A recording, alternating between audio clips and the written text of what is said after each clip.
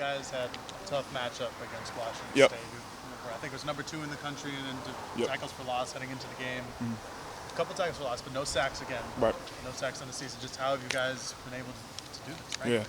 I mean, we got a lot of vets on this unit, and everybody in the room, we set a high standard for ourselves, and we come in every day focused on our technique and just how we practice every day. And so we see it in practice, we're going to see it in the game. So that's just another practice situation for us. So when it gets to big moments like that, it's not really too big for us because we've been there, we've seen that before. We've studied, we've done everything we've done throughout the week.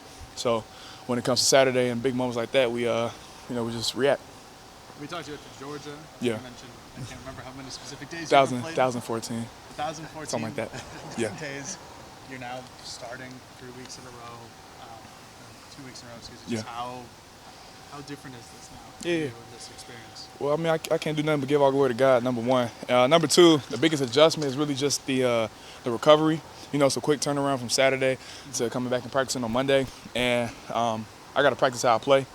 So it's really one of those things, just figuring out what works for me recovery-wise, whether that's sitting in the Normatec boots, ice tub, cold tub, hot tub, cold tub every day, stretching, trying to figure out all those little things and doing those in my routine and, doing those things on a daily basis. I could say that would be the biggest jump.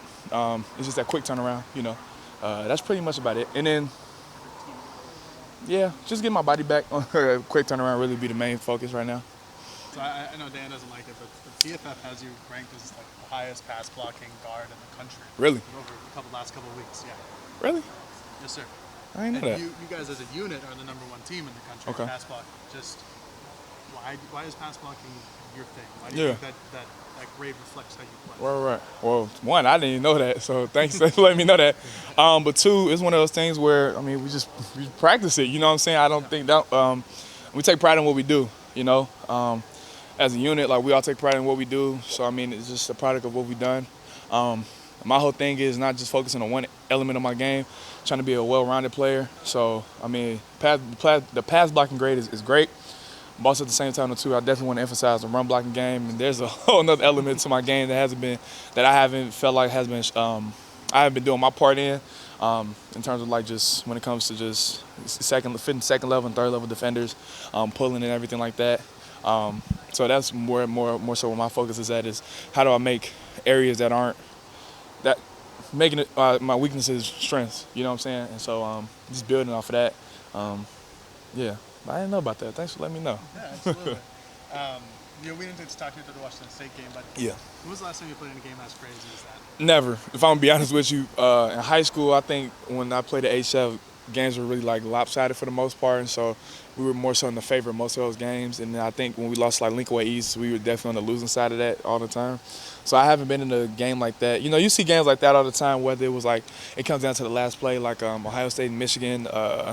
I don't know what year that was when JT Barrett had the first down and they have to review it.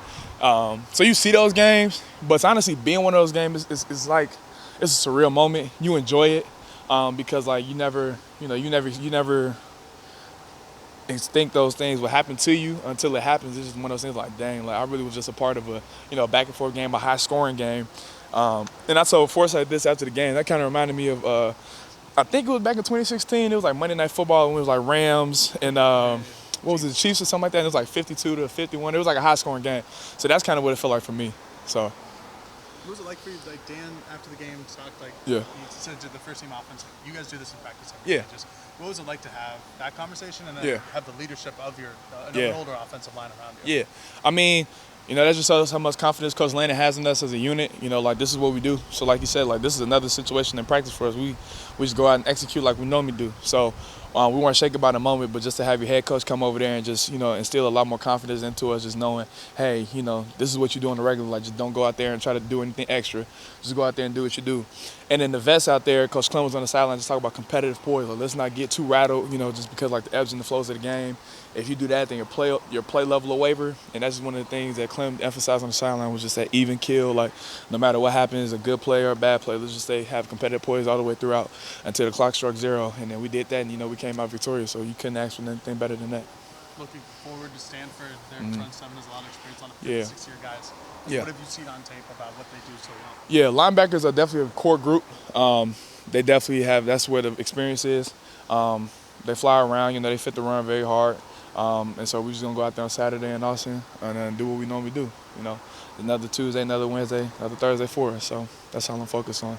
How much of a drastic difference is it to go from Washington State's defense, where they simulate a lot, they show a lot of different pressures, and then go to Stanford, where they do that, but not at a high level? I mean, I guess when you have a team like Washington State, it makes you prepare for, like, I don't want to say the worst, but like just prepare for a lot of exotic looks. And then we go to a team that's more just vanilla, and they don't do too much. They don't do a lot of exotics. It kind of, I don't want to say eases your mind down, but it's just like, okay, and if they do come out in something exotic, you know you've been prepared for that because you've seen that in practice. You know, you've seen it from another team. You've seen it in practice a couple times. So it's just one of those things where it's like, okay, we can get back to just, you know, the basis of our game plan and stuff like that. So, yeah. It's quite the expectation for this offensive line coming into this year. You guys got some great guys, some experienced guys. But no sacks through 4 games is pretty damn impressive. How confident are you guys that you're going to be able to keep up that level of play? Well, it's not more so just we just got to keep up our level of play, whether that's, you know, setting off the ball and letting the defenders set themselves up and let's eat, you know what I'm saying? So I don't think we more so just focus on, like, you know, hey, let's not give up a sack. I think it's more so emphasis on, hey, let's you know, set off the ball more. Let's stay vertical with. I think it's more so focus on the technical piece, and if we focus on the technical piece, the results will show for himself. So I think that's where we put the emphasis on, is just honing in on our technique more than, I guess, the record or not. So.